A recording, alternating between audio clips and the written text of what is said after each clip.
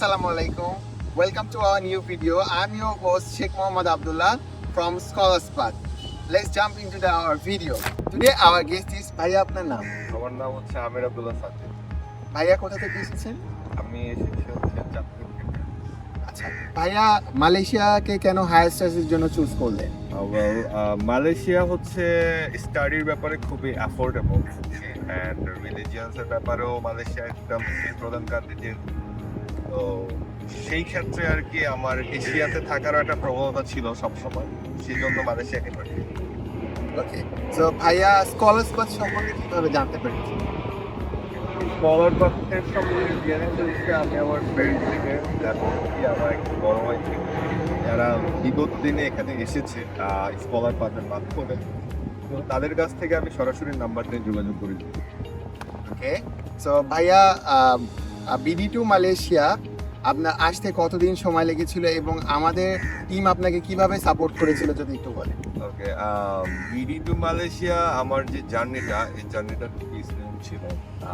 এইটা ছিল এবং 1 month 15 days, তো খুবই স্মুথ ছিল। অ্যান্ড আমি আসার আগ থেকে আসার পর পর্যন্ত যত রকম হেল্প লাগে আপ টু বটম আমাকে হেল্প করেছে স্কলার পাথ। ওকে, সো আপনি নতুনদের উদ্দেশ্যে কি বলতে চান ভাইয়া, যারা আসলে আপকামিং স্টুডেন্ট আছে, যারা মালয়েশিয়াতে হায়ার স্টাডিজের জন্য আসতে চাচ্ছে, তাদের জন্য আপনার কি বার্তা থাকবে?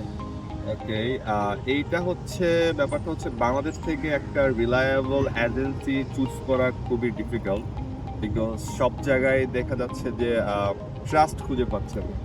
তো সেই ক্ষেত্রে আমি অবভিয়াসলি বলবো যে স্কলার পাথকে চুজ করা, বিকজ তারা খুবই রিলায়েবল এবং তারা খুবই হেল্পফুল।